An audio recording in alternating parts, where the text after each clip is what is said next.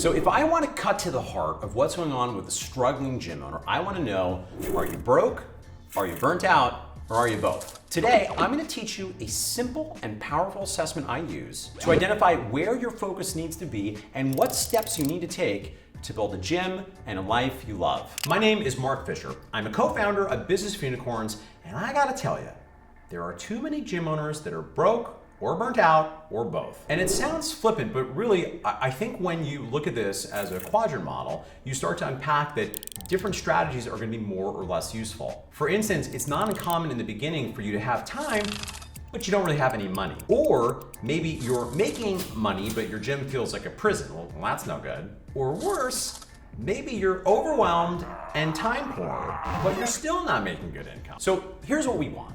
We wanna make a great income helping people doing this thing that we love and making the world better with our gym. We want the freedom to work on the parts of the business we love most, and we want to do it without having to work 60 hours a week just to prevent the wheels from falling off. Now, the biggest mistake I see here is people working very, very hard, but on the wrong things for where they currently are. So let's imagine this as a quadrant model. On one axis, we have money. On another axis, we have time. In the beginning, you will usually have time, but you won't really have much money. And then depending on a number of factors, you might find yourself in the gnarly position where you start to not have time, but you still don't have any money. But eventually, if you work hard enough, well, you'll start to have more money, but depending on how you've set up your gym and your life, you might still not have any time. And finally, we'll talk about the problem that you're not allowed to complain about in a lot of spaces, but if you need to, come to me. And that's the issue that I see sometimes with my higher performing gym owners, which is they have money, but they actually have too much time on their hands. So let's think about what to do, okay?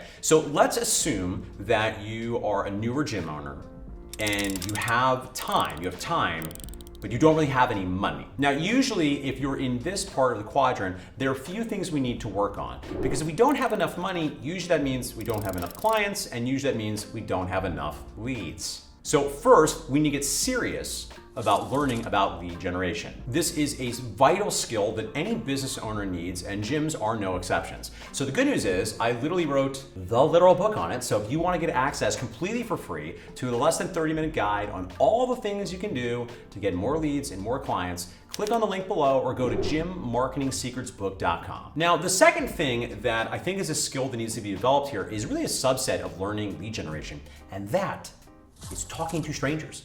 That's right.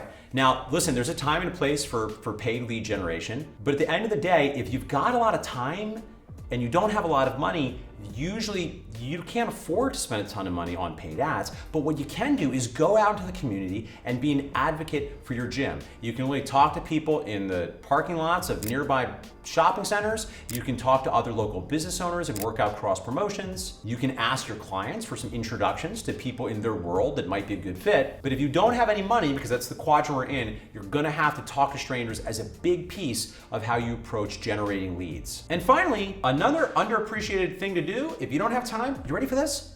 Train people for free. So a lot of people don't know this, but when I started Mark Fisher Fitness, I was originally a personal trainer. So I guess we're talking about pre-MFF days, and I basically made a deal with a number of my friends where I'm paying them death. I was like, look, I'll train you for free for 4 weeks, and what I did was, well, everything. I brought them to the grocery store, I showed them how to cook, I showed them how to count macros, I did all their program design, I trained them 2 to 3 times a week for free, I oversaw everything. And listen, 4 weeks of dedicated training, you can often see some pretty dramatic results. And the deal that I made was, look, if I do this for you, one, I need you to be all in, right? I need you to be compliant because I'm doing this for free, and I'm gonna ask for some awesome pictures and a testimonial. And if you can help me spread the word, I'm gonna count on you to do that in exchange for the great work I did for you. So this is a tool that you eventually will not have the ability to do if you don't have time. But in the beginning, if you have time and no money, this is a great thing to do. Literally just find people and beg them to let them train you for free, but just make sure the expectations are clear that you're expecting them to be all in and you're looking for some either testimonial or review or referral or something in exchange for you helping them achieve their fitness goals. Now, let's say you move on, and let's say at a certain point you are in a situation where you have more clients now, but you still don't have enough money. Now we're very stressed. And this one, real talk, this is a tough position to be in. So you're broke and you're burnt out. You don't have any money and you're fatigued and you're working all the time, but you feel like you're really not getting anywhere. Well, there are a few action steps I think you could take in this situation. First of all, the first thing I'm gonna do is I wanna look at how much we're charging. Because oftentimes when this is happening, if you really have a ton of clients and you're making no money, it means you're not charging enough. Now, lucky for you, you have another free resource. So if you've not already downloaded, go to the link in the description box and download Business for Unicorns Raise Your Rates Playbook. It is a simple, I think it's like 3-page PDF, copy pastable templates for exactly what you say to your clients so you can charge what you're worth without pissing off your clients. The second thing I want to look into is your utilization. So this is another thing I see quite commonly, right? A newer gym owner with the best of intentions starts doing small group personal training with 6-on-1, but in practice, because they're offering so many times in their schedule and they don't want to disappoint any of their current loyal clients, suddenly, if we look at their schedule, they're doing 1s and 2s per hour with over 30 hours per week, which leaves them no time for anything else to grow their business, let alone to have a life outside the gym. So assuming your rates are good, if you still don't have time, I wanna look at utilization, because what that probably means is we're offering too many sessions for our current number of active clients. And finally, we're gonna circle back around, and for number 3, you're gonna focus on marketing again. Listen, at the end of the day, if you're not making enough money, assuming you're charging enough, and assuming you're not offering way too many sessions for the amount of clients you actually have, we need to just keep digging in and find ways to drive more leads. Now, let's move on up to a slightly better problem, but still something that's not ideal. So let's say you're now in the part of the quadrant where you have money, yay, but you have no time, boo. Well, here is where we have to learn to do some management, some delegation, right? So very specifically, I would say the first thing we need to do is hire some help and delegate. In the beginning, you want to do things that are lower down the value ladder, which is to say, things that are not as mission critical. And in practice, a lot of gym owners, even ones that frankly aren't even making a ton of money, could very easily outsource lower level administrative tasks to someone else and free up a lot of time to do more valuable stuff, which if you're a typical gym owner is gonna be things like delivering the actual sessions. So here we're talking about VAs, maybe we're doing some barter for some admin, maybe even pony up and hire a really hardcore executive assistant that you work with fractionally, who you pay a higher hourly rate because you know they've got the skills to do a lot of cool things to really take some stuff off your plate. Now, the second thing we need to do if we want to be successful with these people is study leadership and management, because this is going to be important not only to be successful when we're delegating lower level tasks to VAs or admins, but certainly at a certain point, if you want a gym that's thriving, you're going to need other trainers. And in order to have other trainers want to work with you, we need to be good at the leadership and management piece, right? We need to make the type of culture, the type of business where people want to work for you and they feel like they're getting developed, they feel like they're getting care, they're being paid appropriately. And the third thing we need to do here to support all of this is have clear systems and SOPs. And the reason being is when you hire A-class people, they want to know what winning looks like. And for your business to thrive and your clients to be happy, you have to find some ways to make sure that the experience you're creating is consistent. So if you don't have systems, if you don't have SOPs, that's also going to be a piece of what has to happen if you want to use some of this money to free up some more time. Now we're into the final quadrant.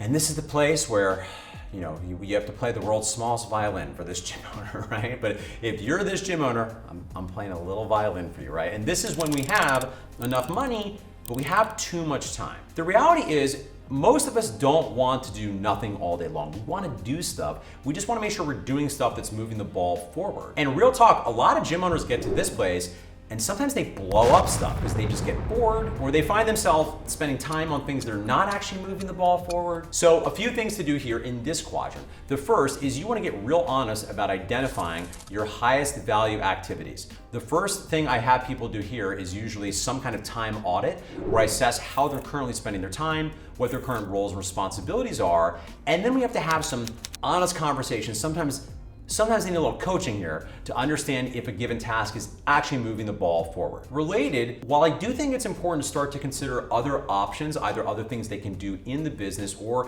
potentially things outside the business, we want to weigh these options carefully. Because in practice, as soon as you take your eyes off the core business, there's going to be slippage, right? That's just the nature of the beast. And that can be okay. If you've built enough margin, if the system's robust enough, that might be something that you're willing to do to explore some other stuff. But if you want to either open up another location or open up another business, or maybe just put a lot more of your effort onto things like investing, listen, there's a time and a place for that, but you want to be really careful about this and be mindful that your core business is going to need to have some fair bit of attention and energy, or you're just going to see things slide. And I'll just say briefly, the most common mistake I see here is the gym owner's really not quite ready for that other thing. They're not as dialed as they think they are, even though they've got a little bit of freedom, but they're so used to working so many hours that as soon as they have breathing room, they're struggling to fill it with something, and sometimes they fill it with more complexity and things that takes their eye off the ball. Which is why the third and most counterintuitive suggestion here, if you're in this quadrant, is get some hobbies. Get some hobbies, do some other stuff, right? Like hang with your friends, maybe do some travel, right? Find things that are not necessarily about their business or even opening up other businesses, because that's part of what makes life rich. Now, if you're like me, listen, I love to work a lot, right? So I have a bad habit, which is all the things that are my hobbies. I get interested in the business side of it at some point, and I'm not saying that's wrong by any means. I just want to advocate for you having breadth, right? When I think about something that has worked well for me over the past, let's say, 15 years of being seriously invested in the fitness industry, I've had some good ebbs and flows, right? You can't sprint for 15 years. So I've definitely had periods where I'm working crushing hours and I'm all in, and sometimes it feels good and sometimes it feels less good. But what I've also had, breaks. I've had breaks in any given year. I've had breaks of honestly months at a time where I was like chilling a little bit. And I think for a lot of you, if you're looking to do this for 20, 30 years, it's gonna be important to have other things to think about that are not in the business and enjoy that time. And don't feel like you have to immediately fill it with productive economic activity. So the very first thing I recommend you do here is I would encourage you to think through this quadrant model of time and money and assess which one you're in, and then think through the 3 action steps or skills I suggested and decide which one you're gonna focus on in the week ahead to improve your lot in life. And if you want some help, both either assessing where you're at or giving you some more customized guidance,